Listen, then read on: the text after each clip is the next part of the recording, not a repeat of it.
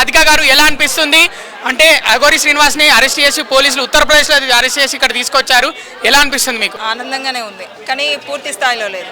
పూర్తి స్థాయిలో ఎందుకు లేదు ఆనందం? అంటే పోలీసు వాళ్ళు వాళ్ళ పని వాళ్ళు చేశారు. మిగతాది ఏం చేయాలంటే దాన్ని కోర్టుకు సబ్మిట్ చేయాలి, శిక్ష పడాలి, అవన్నీ జరగాలి. Legal procedure. మరి మీ పరిస్థితి ఏమైపోతుందని అనుకుంటున్నారు ఇప్పుడు? అంటే దేనికి? అంటే మీరు డబ్బు పరంగా మోసపోయారు, గతంలో చెప్పారు కదా. నాకు డబ్బు అవసరం లేదు, నేను నష్టపోయాను. నాకు దాని మీద వ్యామోహం లేదు అన్న. తనకి శిక్ష పడాలని నేను ఇంత దూరం వచ్చాను, పడాలి అంతే.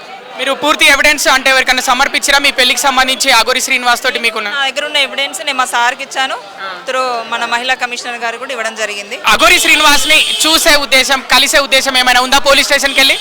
నాకైతే లేదు, ఇస్తే మాత్రం ఏం జరుగుతుంది? అంటే కొట్టాలనుకుంటున్నారా అఘోరి శ్రీనివాస్ ని మీరు? కొట్టడం కాదు అన్న, నేనే జైలుకి వెళ్తా కావచ్చు.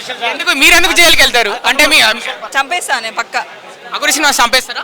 ఖచ్చితంగా. నాకు అన్ని రైట్స్ ఉంటాయి కనుక నాకు ఆ పోలీస్ డిపార్ట్మెంట్ వాళ్ళు ఏమన్నా నాకు అదేమంటారు, నాకు ఆర్డర్స్ ఇచ్చేస్తే నేను చేసేస్తాను. విడాకులకు అప్లై చేద్దాం అనుకుంటున్నారా? విడాకుల అంటే మీరు మొదటి భార్య కదా? అది